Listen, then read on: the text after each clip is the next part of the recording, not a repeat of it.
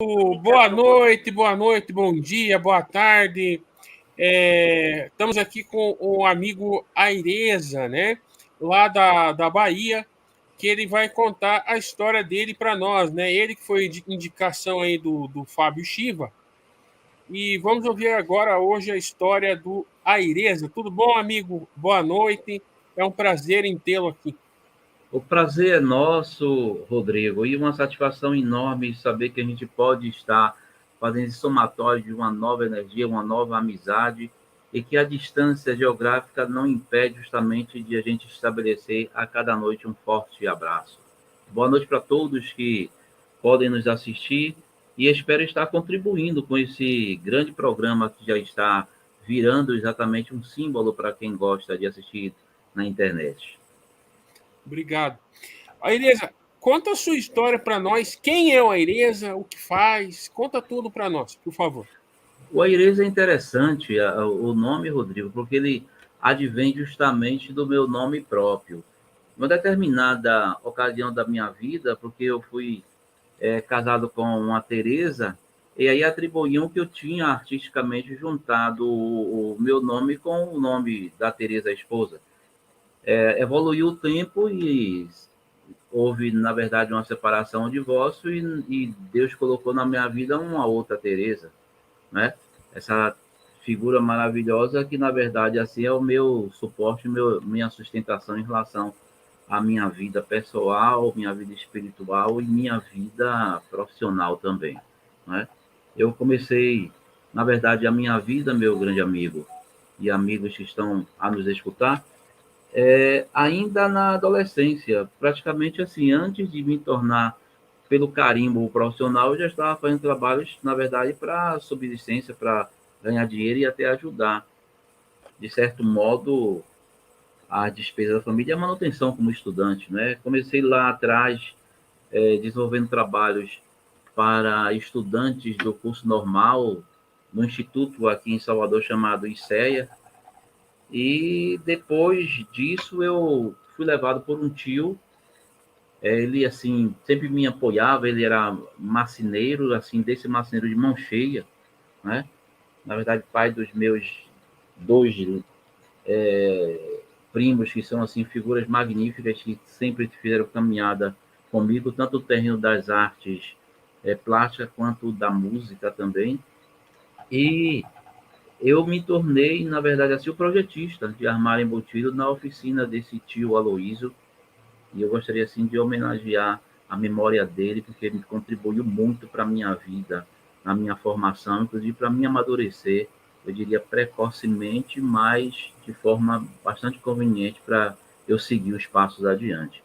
Foi esse mesmo tio Aloísio, que em determinado momento, por trabalhar para algumas agências de publicidade, ele me levou para o Estúdio G, de Guilherme Ramos e Esmeraldo Ramos Neto. E o Guilherme me ensinou muita coisa. Lá eu me tornei um profissional da área de publicidade. Naquele período, Rodrigo e amigos, ainda se trabalhava com matriz de impressão na base do recorte do filme, né? Filme de nitrocelulose. E assim, eu me tornei um dos maiores especialistas no recorte de filme para a preparação de telas de impressão nessa agência e me tornei também um arte finalista, né? Então, me tornei profissional, na verdade, da área do desenho e da publicidade nesse Estúdio G, que eu não posso esquecer, foi importante Então, na a minha. publicidade ela surgiu com inspiração do seu tio Aloysio. Na verdade, foi o meu estímulo incentivador nessa área da minha formação profissional, né? Lá adiante, a gente vai poder, ainda nesse programa, falar um pouco de uma outra influência que eu sofri, que foi do meu pai.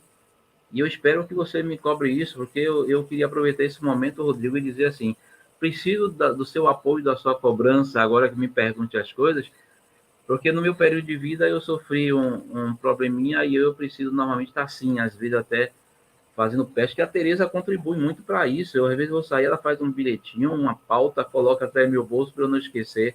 Mas lá adiante eu falo sobre isso Tá um ok. pouco mais. É Uhum. verdade, sim, meu tio foi minha grande influência, Rodrigo, nesse sentido, né? E eu tenho um apreço muito grande pelos filhos dele, justamente porque são meus dois grandes amigos ainda, além dos meus irmãos, eles são dois grandes amigos. Eu sou de uma família que minha mãe, na verdade, colocou no mundo 14 filhos. Nossa! 10. Eu esperava essa reação sua, como naturalmente, como outras pessoas naturalmente devem ter, diz assim, nossa senhora, e tem assim algumas coisinhas que as pessoas falam na base do gracejo, da piada, dessas coisas, mas que vale tudo. Não tinha TV, Tinha pouca televisão, hein? e, e aí, assim, 10 sobreviveram, desses 14, 10 sobreviveram, quer dizer, alguns, poucos desses 10 já se foram. Aí mais 10 sobreviveram e Morreram eu do quê? sobrevivi tudo. Hein? Morreram do quê? Assim, Nova notificação de um aos mais 10, um aos direto. 10 anos teve a infelicidade de ser mordido por uma cobra. E aí não houve o socorro a tempo. Você sabe muito bem que hoje a gente tem a medicina num avanço e as possibilidades, mas há tantos anos. Eu estou hoje com 70 anos. Na ocasião que esse irmão Ademir morreu, ele tinha 10 e eu tinha 3 anos. Perdão, 4 anos. Então, advém aí um período muito longo e cuja medicina não tinha tanto desenvolvimento. E houve o falecimento dele, né, por ausência, na verdade, de socorro imediato. E lá adiante, já adulto, com família e tudo, um outro irmão adulto, que era o meu grande parceiro das ações, das atividades, do trabalho, inclusive, junto com meu pai, que meu pai era comerciante, e tanto eu quanto ele, desde cedo, nós trabalhamos juntos desde 8 anos de idade. Na verdade, nós trabalhávamos já, assim, como os entregadores dessa parte comercial do meu pai, e esse irmão adulto, ele veio a falecer há 13 anos atrás, por conta de uma enfermidade, né? Mas era assim um grande profissional da pintura civil e da pintura automotiva. Assim, um cara sem pretensão de ser importante na vida aos olhos dos outros, mas era assim muito considerado. Mas é isso aí, né? Seguindo assim essa questão da minha vida ainda, que eu disse a você que fui para o Estúdio G, né?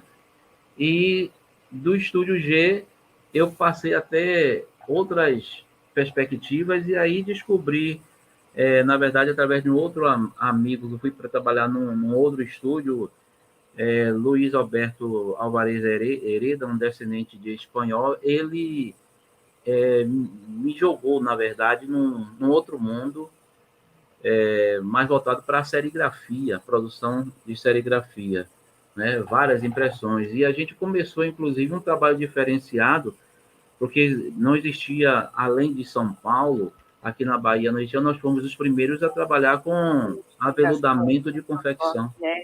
S. Ponto e S.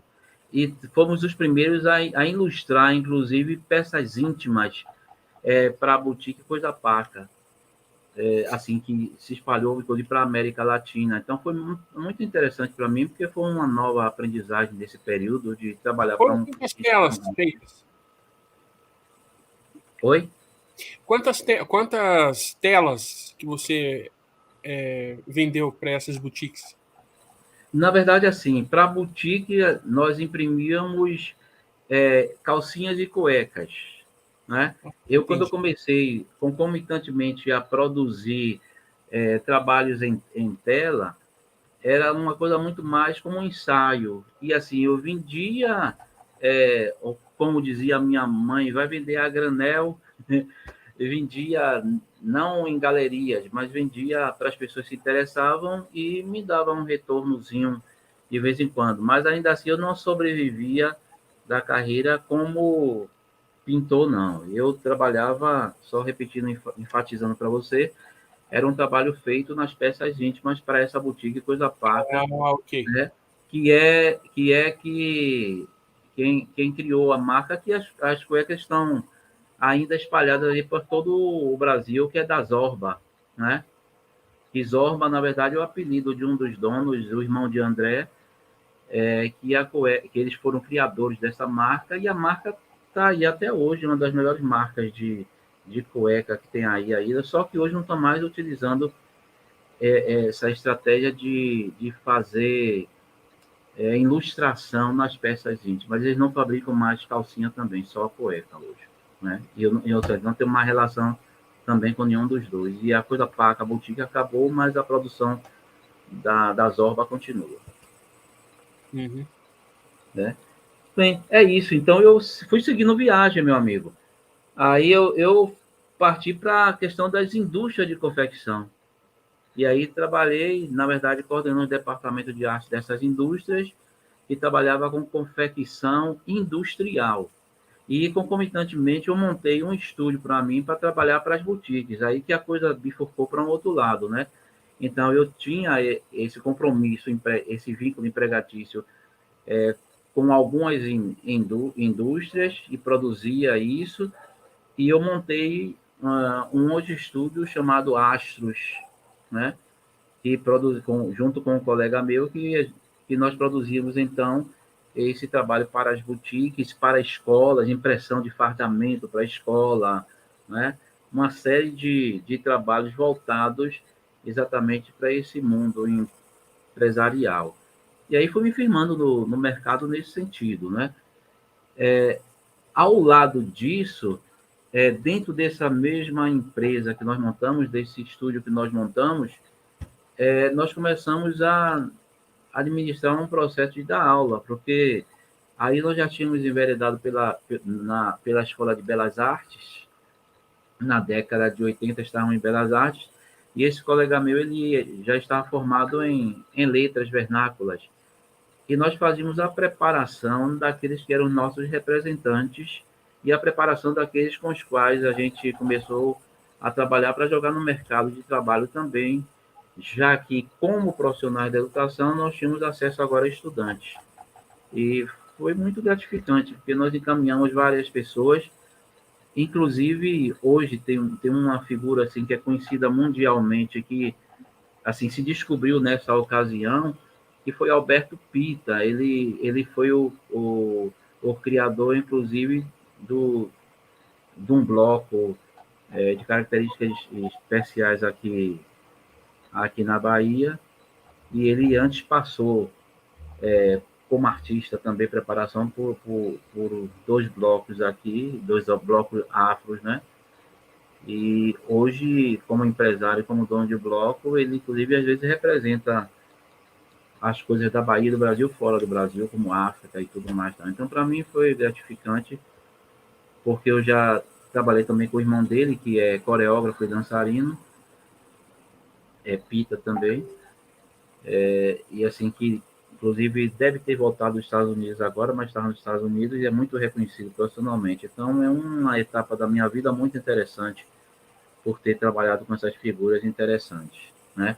E dentro dessa questão da educação, eu fui trabalhar numa escola de nível médio, né? Um colégio de nível médio chamado Severino Vieira, que fica no bairro de Nazaré. E aí fui trabalhar especificamente num curso de habilitação básica em artes, porque habilitação básica porque tinha lá música, teatro, artes plásticas, e aí eu estava me localizando justamente na área das artes plásticas dentro dessa instituição de ensino Severino Vieira. Era um curso de profissionalização básica para alunos e a nossa alegria e contentamento e satisfação era porque boa parte desses alunos eles conseguiam adentrar a universidade depois do teste de aptidão. O que era basicamente trabalhado nesse curso de artes plásticas? As técnicas de artes plásticas, desde a iniciação de desenho até você utilizar técnicas artísticas de pintura, escultura, entalhe, as várias técnicas, né? Nós tínhamos, para a felicidade nossa, os vários equipamentos lá, inclusive comunicação, esqueci, nós tínhamos uma rádio escola montada dentro do próprio colégio, onde tinha uma preparação para a comunicação e tínhamos uma parceria com o IRDEB, Instituto de Radiodifusão Educativa da Bahia, que nós participamos, às vezes, de alguns programas lá para apresentar os grupos, né? E dentro do grupo do trabalho de música, algumas figuras importantes, como Emília Biancardi Ferreira, Nini Gondim, Paulo Gondim, várias outras pessoas. Dentro do trabalho de teatro, nessa ocasião eu não trabalhava com teatro ainda, porque eu estava fazendo teatro na Faculdade Católica, direção teatral. Mas, assim, era uma aprendizagem muito grande, porque lá a gente tinha Paulo Dourado, né? Expedito, Eduardo Cabuz. Gil. Repita aí, Rodrigo, por gentileza.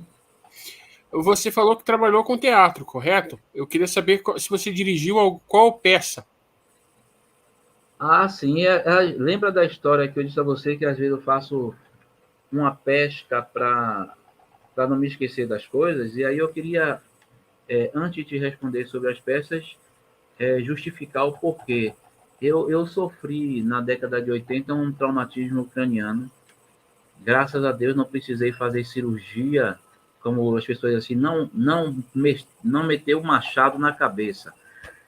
E assim, mas o coágulo que se criou foi grande, eu tenho ainda uma marca na cabeça e isso reduziu a minha memória em torno de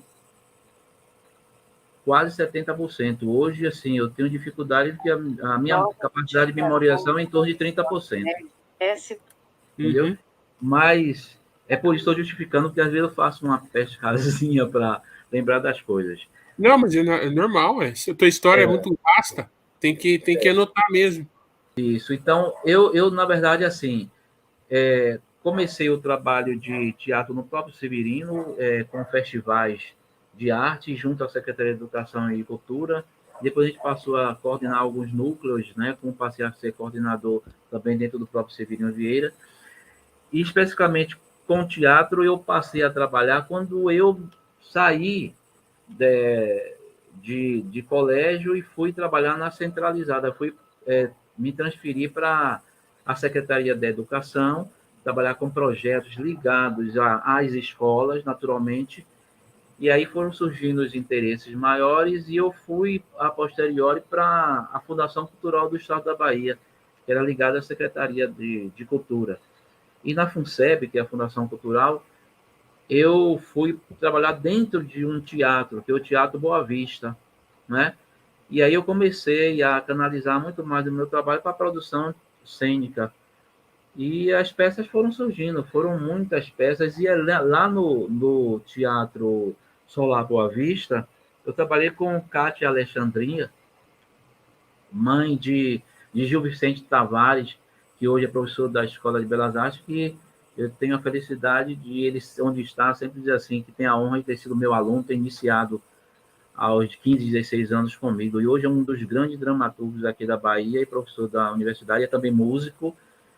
Eu até vou sugerir no futuro uma live com ele, porque é uma capacidade interessante, Gil Vicente Tavares. E, assim, a gente começou a estreitar essa relação com a Escola de Teatro da Universidade Federal, com alguns espaços culturais daqui, produzindo várias peças, e estimulei muito mais. No teatro, você chegou a fazer alguma coisa em televisão? Nem que seja a TV local da Bahia, por exemplo, se chegaram a fazer?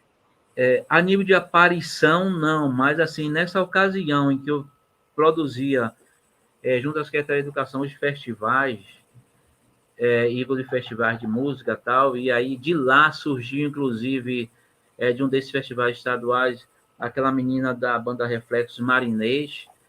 Marinês de Jesus? Marinês da banda Reflexo. Sim, mas hoje ela é conhecida como Marinês de Jesus. Porque ela adentrou depois para o trabalho voltado para o gospel. E nunca mais nem vi Marinês, mas ela, nessa ocasião, ela era do Colégio Estadual de Alagoinhas, com um grupo, uma banda, e ela foi uma das vencedoras do festival, e depois os empresários aproveitaram o talento da banda, e você viu que na ocasião virou o sucesso que virou no Brasil. Estourou até no Chacrinha. Estourou a nível de Brasil como um todo. Mas voltando ao raciocínio, que eu tenho essa dificuldade terrível de me perder, você estava falando sobre as peças que eu te perguntava sobre em aparição em TV. Você estava falando. Isso.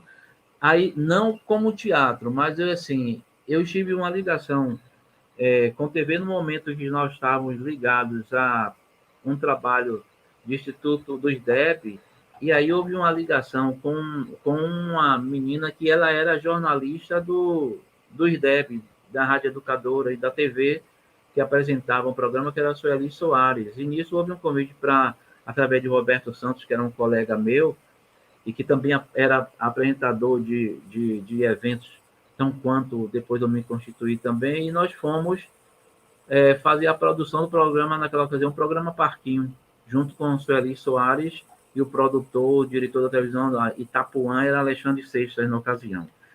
Isso não demorou muito, porque eu, na verdade, comecei a desenvolver esse outro trabalho e fui, a posteriori, como eu te falei, para a secretaria dirigir projetos, e aí levei uma temporada no Departamento de Educação Continuada da Secretaria de Educação, coordenando o projeto de alfabetização para jovens e adultos do estado da Bahia. E assim, foi aí que eu conheci meu estado, que na verdade eu não conhecia antes.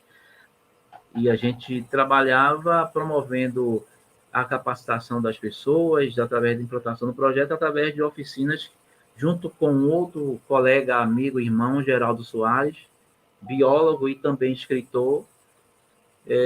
Nós criamos a Oficina Ecológica. Na verdade, a ideia dele da Oficina Ecológica é que nós trabalhávamos nessa visão de treinamento através de oficinas, né? Como ele era ecologista e biólogo, e eu também entrei para a área ambiental, para os grupos ambientalistas da Bahia, inclusive o Germen e outros, nós utilizávamos essa ferramenta das oficinas ecológicas, e eu utilizava naturalmente a minha formação em teatro para poder trabalhar essa capacitação, esse treinamento de professores, que seja nas diretorias regionais, no interior do estado, ou que seja nas sedes das universidades estaduais também, espalhadas pelo estado da Bahia. E depois voltei a estimular muito mais isso, porque me convidaram, na verdade, assim, me convidaram para uma palestra num Centro de Arte e Cultura, no município ferroviário de Salvador, e depois dessa palestra eu não saí mais dessa unidade de ensino, que era o CEAC, Centro de Artes e Esportes, César Borges, aqui em Salvador. E, por sinal, até já findou, já acabou, o governo terminou cancelando o projeto. Mas fiquei lá 17 anos após essa minha saída da secretaria, até 2017 fiquei lá, e ministrando e coordenando os trabalhos de artes visuais e artes cênicas, e lá também existiam outros parceiros importantes, e também com quem a gente dividiu a aprendizagem e tudo, a exemplo desse menino homem talento que você vai colocar na live do dia 6, que é Laércio Beethoven, grande parceiro e companheiro, irmão de consideração, assim como vários outros, né, que trabalhavam lá nesse centro de coisa. Hoje você fez uma live com Alan Magalhães. Alan é de tempos antes, quando ele morou aqui na Bahia, e nós promovíamos nessa época, década de 80, na universidade, os projetos de extensão, e dentro da Escola de Belas Artes nós trabalhávamos com a diretoria com a Feira de Artes, onde os alunos de Belas Artes, eles tinham oportunidade de expor seus trabalhos, aquilo que eles estavam produzindo, eles expunham exatamente na feira. E eu fazia parte dessa coordenação, cuja coordenadora era a minha amiga Márcia Magno, né? E a gente tem a oportunidade também de ter uma outra aprendizagem nesse percurso aí. E Alan é deste período, né? Alan era garoto nessa ocasião, diga-se de passagem, Alan tinha 17 anos, mas era tão maduro que parecia que tinha 30, e ele passou na verdade, essa fase de adolescência para a juventude, um processo de produção. Ele morava no bairro onde ele cantava e decantava, né? Passar a tarde em Itapuã, a música preferida dele, ele morava em Itapuã, e a gente pôde passar por essa experiência. Inclusive, ele cantou uma música também, né, para Itapuã. Não sei se você chegou a acompanhar. Nessa parte eu não peguei, não. Inclusive, ele me mandou para mim o link para poder ver o programa todo. Ah, ok. Isso. É assim, mas é uma figura que, inclusive, vai estar colaborando conosco, viu, Rodrigo?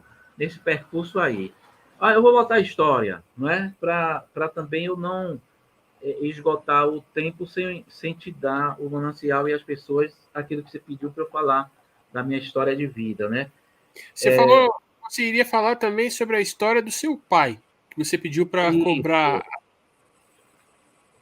Isso, interessante isso que você Nova me lembrou. comunicação.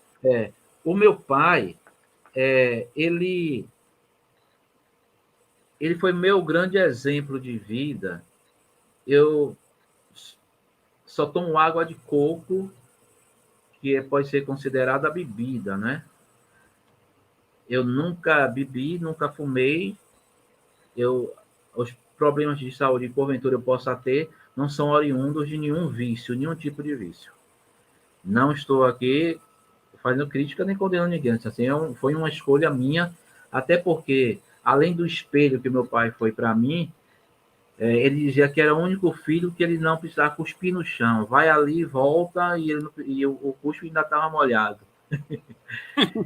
E ele, assim, era um cara que trabalhava com essa parte de educação cristã, e nós, desde de meninos pequenos, dentro de casa, aos domingos, ele fazia reuniões e cada um tinha, em cada final de semana, a responsabilidade de apresentar um tema, de dissecar um tema e ser o apresentador. Isso foi bom para mim, porque quando eu me tornei apresentador de espetáculo e, de repente, perdendo a divisão, que era muito inibido, eu devo isso a ele, e todos os irmãos se desenvolveram graças a essa técnica que ele utilizou de unir a família.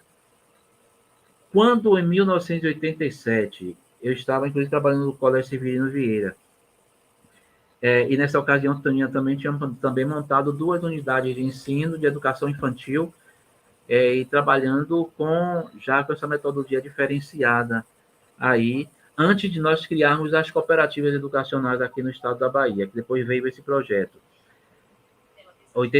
dezembro de 1987, dia 27, ele foi sepultado, dia 26, ele, depois de ter passado praticamente um ano com problemas e quase desenganado, ele voltou para casa. Mas aí depois começou o que a minha avó chamava de definhar um pouco a saúde, né? E ele chamou cada um dos filhos, aqueles que eram casados, outros que já eram solteiros, para conversar em separado. Quem era casado com suas devidas esposas. E no meu caso, ele me disse assim: você precisa trabalhar. Eu até virei, já deitado na cama, tal, e eu movendo o braço com uma certa dificuldade, e eu brinquei com eles assim: então o senhor quer me matar de tanto trabalhar, porque eu já trabalho de manhã, de tarde, de noite, além das várias outras coisas, né? Eu ainda estou hoje fazendo trabalho de apoio à caridade, essa coisa toda, tal. Ele disse: não, você sabe muito bem do que eu estou falando. Eu estou falando de trabalhar para Jesus Cristo. E eu quero te pedir uma coisa: ele sempre escreveu mensagens, tanto em verso quanto em prosa, e dava às pessoas isso por onde ele passava, os trabalhos que ele coordenava. Ele era doutrinador, e ele utilizava muito isso para que as pessoas pudessem servir, ter estímulo, e me emociona um pouco esse momento, e eu vou te dizer daqui a pouco por quê. Então, ele me pediu que juntasse os meus escritos com os dele, para que pudesse ser responsável pela edição de um livro, em 1987. Eu levei esse material para casa e para infelicidade, em um determinado momento, uma irmã minha, que faleceu o ano passado, pegou esse material, dizendo que o irmão meu, que porque tinha uma agência, trabalhava com algumas agências, que ele teria, nessa ocasião, mais facilidade para editar esse material, porque seria, na ocasião, um material para ser distribuído gratuitamente e ajudar algumas casas que trabalhavam com caridade. Só o ano passado é que, quando eu comecei a levar minha irmã para fazer exame, junto com outras pessoas, para levar exame, foi que ela pegou a pasta ainda datilografada, com material datilografado, e me entregou. Isso 30 e tantos anos depois, e eu sem conseguir, na verdade, assim, cumprir com aquela promessa que eu fiz no chamado leito de morte. Mas tudo tem a hora certa, e aí eu comecei a desenvolver esse trabalho. Já foi feito o trabalho todo de digitação e organização para o que chamavam antigamente da boneca do livro. O editor da Veridelas, que é uma pessoa ligada a nós, está nos auxiliando também nesse momento, porque eu também estou vivendo um momento, de certo modo, um pouco preocupante a nível da família da minha esposa. E assim, eu moro num prédio onde em cada andar mora uma família, né, que é da família, mas cada andar mora uma família, e a gente participa ativamente dessas coisas. Então, estou vivendo esse momento assim, então a coisa está meio devagar por aqui, um pouco, uma certa preocupação. Mas a fé em Deus é muito grande, Rodrigo, e a gente vai resolvendo as coisas. Então, eu estou nessa caminhada agora, tentando ouvir a família e abrindo, inclusive, a possibilidade de que a família possa participar desse livro, até fazendo comentários, dando sua parte textual, e de modo que todos possam participar. É claro que Esse espontaneamente. livro, ele tem previsão de quando você vai publicar para todo mundo? Ou como que está assim, o processo para publicação? Está no processo, mas a gente tem um prazo sim, inclusive, assim, por coincidência, o editor responsável é Fábio Chiva.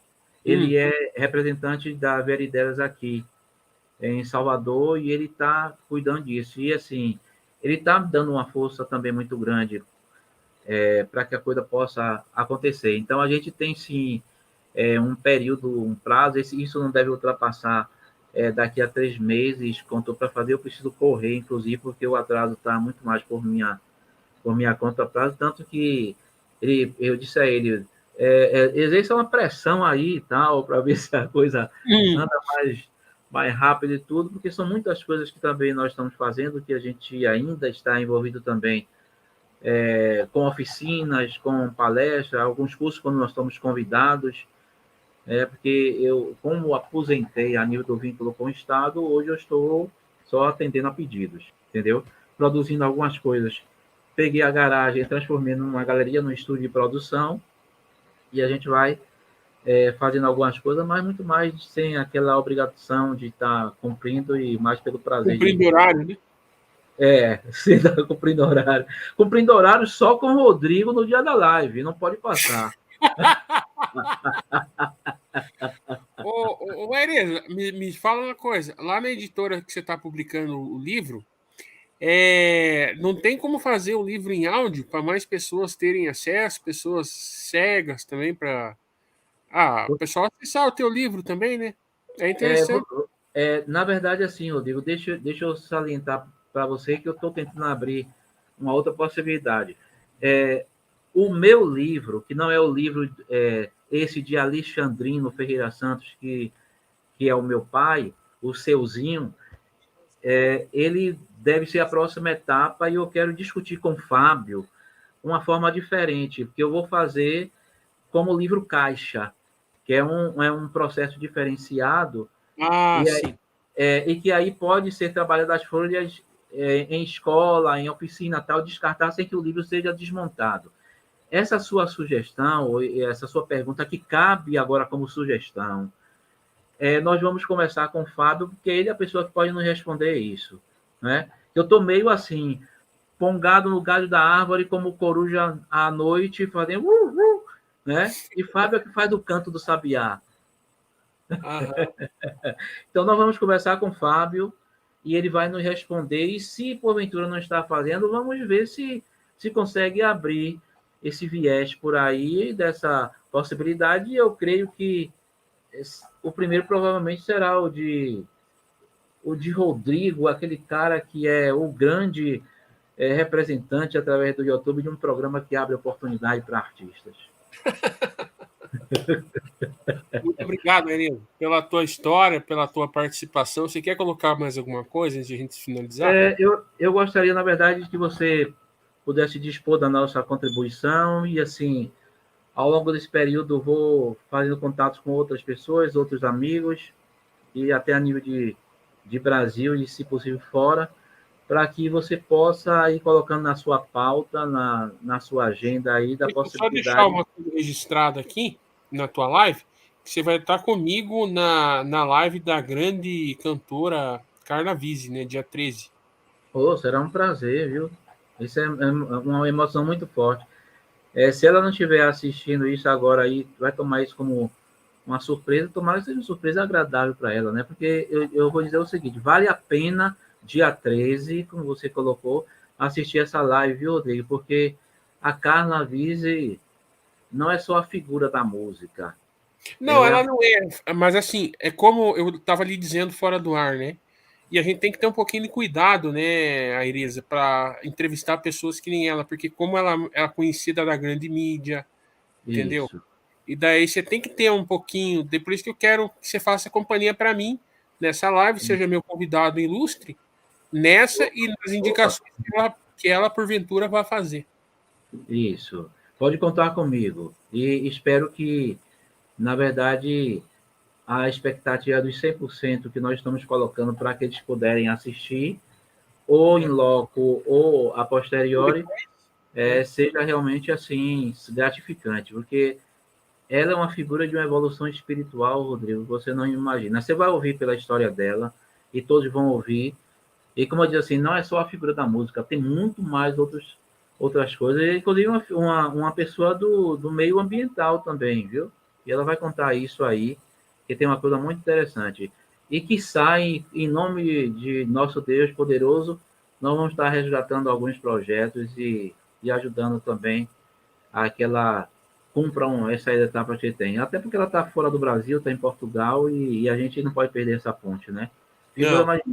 Figura que a gente ama muito, entendeu? E que pede para que Deus abençoe cada vez mais, assim como aproveito para me despedir. Só para dar um spoiler aí, ela foi também uma pessoa que passou por um câncer também, né? Passou por uma luta muito grande, né? E ela vai contar certamente isso. E se ela não contar, a gente pede permissão para ela contar, porque ela assim, se constituiu hoje num grande exemplo, né?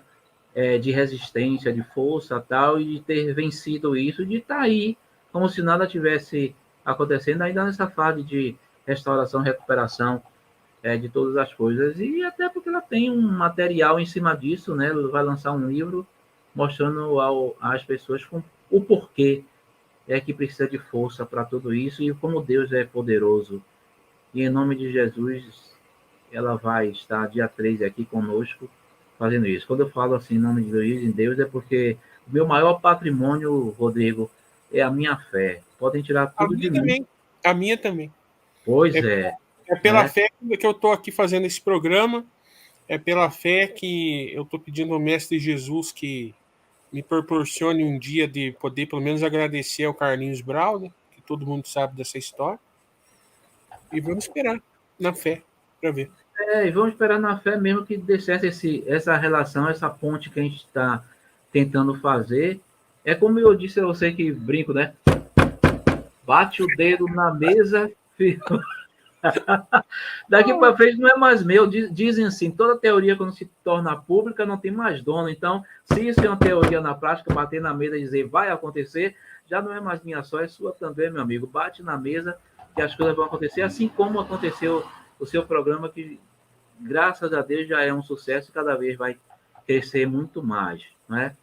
Agradecendo aos amigos que estão aceitando essa proposta para participar do seu programa. E a Marta Borges já está reunindo a família para conversar, a família Borges para conversar, e em breve você vai poder já conversar com ela e vai ser uma live interessante essa de Marta Borges e família Borges, viu? Muito interessante. Ô, família interessante, viu? Maravilha. Aireza, muito obrigado. Que o Mestre Jesus te abençoe, que você continue colaborando também com o nosso projeto, com a tua amizade, com o teu carinho. E vamos em frente, meu amigo. Vamos continuar essa parceria junto. Tá bom? Isso. Você pode aí na tela estender sua mão um pouco para frente, Rodrigo? Só estender a mão para frente? Ok, assim. Muito grato. Com esse aperto de mão é para sempre, meu irmão. Um beijo, um grande abraço. E a gente se vê em breve. Obrigado a todos. Valeu! Nossa, aí, botão encerrar espaço.